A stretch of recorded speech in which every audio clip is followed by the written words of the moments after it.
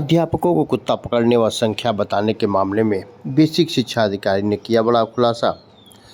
खबर उत्तर प्रदेश के मऊ जनपद से है, जहां एक अध्यापकों को कुत्ता पकड़ने व संख्या बताने के मामले में बेसिक शिक्षा अधिकारी ने बड़ा खुलासा किया है। कहा कि अध्यापकों को न तो कुत्ता पकड़ना है और न ही संख्या बताना है। कहा अध्यापकों के बीच फैलाया जा रहा है अफवाह। अध्यापकों में से एक अध्यापक नोडल रहेगा और उसका नंबर लिखा रहेगा। किसी बच्चों के साथ घटना होती है तो उसे उस नंबर पर नोडल अधिकारी को फ़ोन कर सूचना देना होगा। सूचना देने के बाद नोडल अध्यापक के द्वारा सामुदायिक स्वास्थ्य केंद्र पर उसका कराया जाएगा इलाज।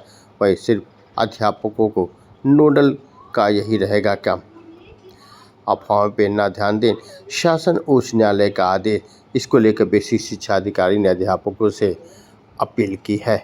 माननीय उच्चतम न्यायालय के निर्देश के क्रम में जो हमारे छोटे बच्चे स्कूलों में जाते हैं तो आए दिन किसी न किसी इस तरह के जानवरों से के शिकार हो जाते हैं जिससे उनको दिक्कत होती है। तो माननीय उच्चतम न्यायालय शासन का ये निर्देश आया है कि हमारे आपके जनपद में, समस्त प्रदेश के लिए है कि आपके जनपद में ऐसे स्कूल चिन्हित करिए जहाँ पे आबादी हो, जहाँ बच्चे पढ़ने जाते हों, और कहीं अगर उस बच्चे को किसी कुत्ते ने या किसी ने काट लिया तो उस संबंधित बहुत सारे ऐसे अभिभावक हैं जो दूर रहते हैं और उनके घर में बहनें हैं, महिलाएं हैं जो वहाँ तक नहीं जा सकती जहाँ तक बच्चों को इंजेक्शन लगाया जा सकता है। तो हर विद्यालय में एक नोडल प्रभारी रहेगा और उसका नाम, नंबर रहेगा।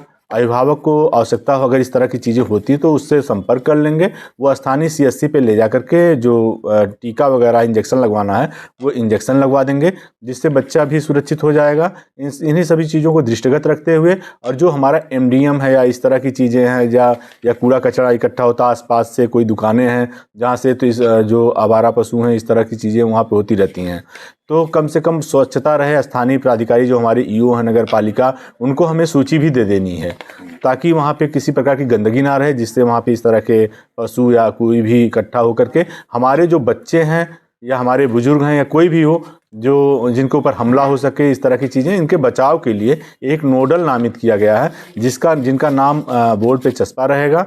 आवश्यकता पड़ने पर अभिभावक उनसे संपर्क कर सकते हैं, वह स्थानीय CSC से संपर्क करके इंजेक्शन वगैरह लगवा सकते हैं। इनका काम यही रहेगा कि हमारे कुत्तों की संख्या बतानी है क्या? नहीं, संख्या उसमें नहीं बतानी है, ना कुछ करना है। अध्यापक का जो काम है पढ़ाना लिखाना, वो पढ़ाएगा लिखाएगा। बस सहयोग इतना, अगर किसी बच्चे को कुछ हो गया, कोई दुर्घटना होती है ऐसे जानवरों से, तो बस उन्हें CSC तक बात करके, वो संपर्क करके इंजेक्शन वगैरह लगवाना, बस इतना ही करना है। जिस तरीके से लिस्ट वायरल हो रही है कि अब वो संख्या, वो अल्प ज्ञान है सबका। चीज़ों को, शासन के निर्देश को, माननीय उच्चतम न्यायालय के निर्णय को समझ ना पाना, वो होता क्या है कि हम थोड़ा सा समझते हैं, ज़्यादा चीज़ें फैला देते हैं। वो अल्प ज्ञान है, अल्प ज्ञान की वजह से वो सारी चीज़ें बाहर जा रही हैं। बाकी जो है, जो एकदम स्पष्ट निर्देश है कि जनहित में, बच्चों के हित में बच्चे सुरक्षित रहें, अभिभावक निश्चिंत रहें, इसके लिए शासन, सरकार, हम सभी उसी लिए हैं कि जनसेवा करें और जनता के लिए, बच्चों के लिए ही रहें। तो शिक्षकों से क्या अपील करेंगे आप? तो शिक्षक काफ़ी परेशान है।